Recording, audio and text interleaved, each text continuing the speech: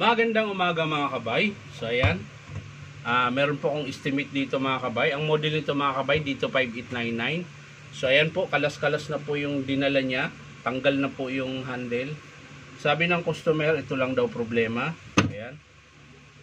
So gumagana daw ito. So i-on na lang natin diretso.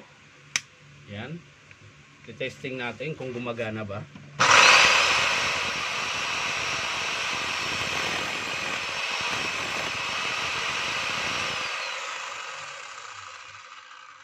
So yan mga kabay, gumagana nga siya pero mahina po yung chipping. Ayan. So kailangan natin buksan to. Akala ko hindi na ako magbubukas. I-estimate ko na sana. Pero ang sira nito mga kabay dito sa labas, ito po handle. Yung pin nito, pin sa trigger, tsaka yung actuator. Ayan. Yun po yung, ito yung nabali mga kabay. Dito yung nakakabit. So nabali po yung plastic, kaya po hindi na siya mauon. Tapos syempre yung screw, ayan, iba na po yung kinabit nila, so papalitan din po natin yan. Pero i-check natin yung loob mga kabay dahil mahina po yung kanyang hammer at chipping. So tingnan natin sa loob. Baka o-ring lang to. So kung sakaling o-ring lang mga kabay, medyo mura lang po ang estimate nito pag ano. Pero kung magpapalit tayo ng connecting rod, piston, ayan, medyo mahal-mahal po yun mga kapatid. Ayaw pa matanggal, oh. Ayaw pa matanggal.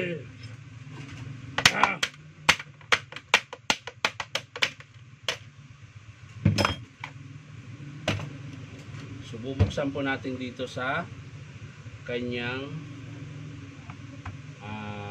connecting rod niya mga kabay.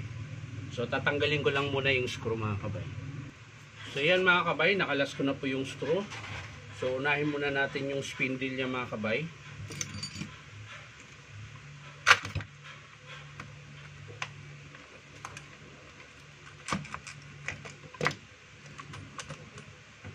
So hindi po nakalas lahat mga kabay. Meron pong hindi nakalas.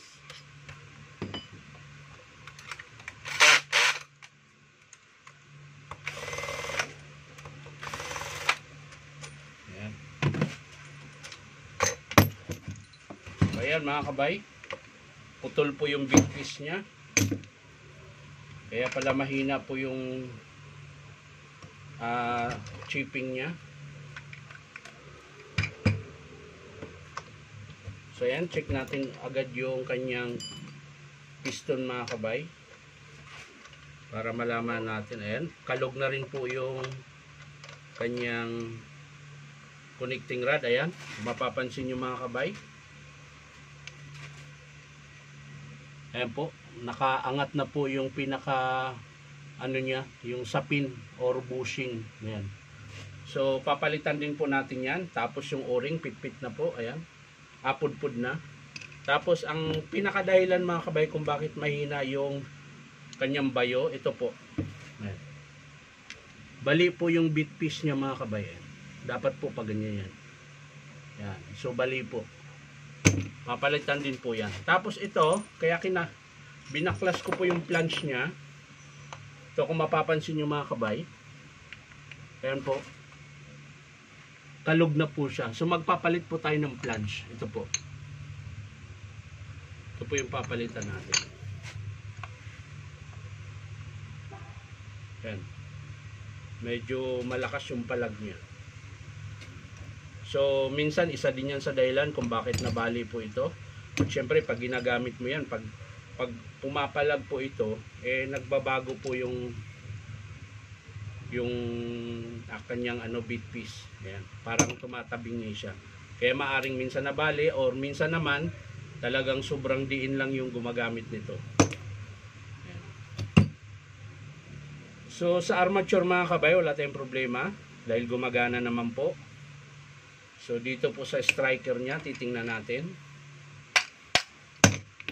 Ayan, so okay pa yung striker, o-ring lang din yan.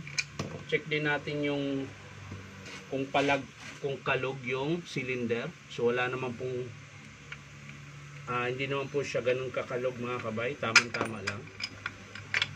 Check lang natin. Baka may basag.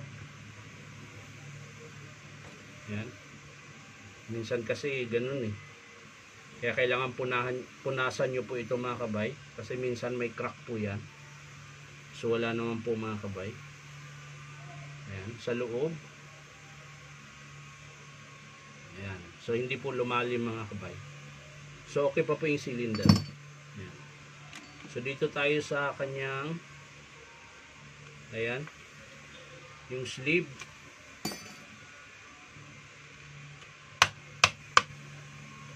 So ayan, basag din po yung sleeve niya mga kabay.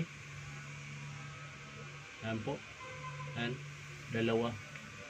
Ayan. So ang papalitan nito mga kabay ay ito po, yung flange, o-ring. Ayan, pudpud din po. Teka lang, ayan. So parang inat-ngat ng talangka. So dito po yung nakakabit. Yung kanyang rubber damper mga kabay, okay pa. So ito okay pa naman, wala pa pong sira dito. So yun lang mga kabay. Ang papalitan natin ay flange, sleeve. Ito po. Ito po yung flange. Ito naman yung sleeve. Connecting rod. Hindi po kasama yung piston. Connecting rod lang po. Tsaka yung mga o-ring niya mga kabay. At syempre, dito naman, handle. Ito po. Ano pa ba? Actuator. Pin.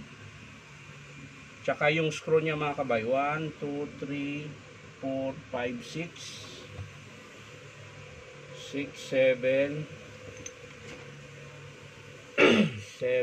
Ayan, 7 screw mga kabay. So yan lang po yung papalitan dito sa excuse me po. Sa model na dito 5899 mga kabay. So hindi ko na po ipapakita kung paano buuin mga kabay. Ipapakita ko na lang sa inyo mga kabay kapag in-approve ng customer.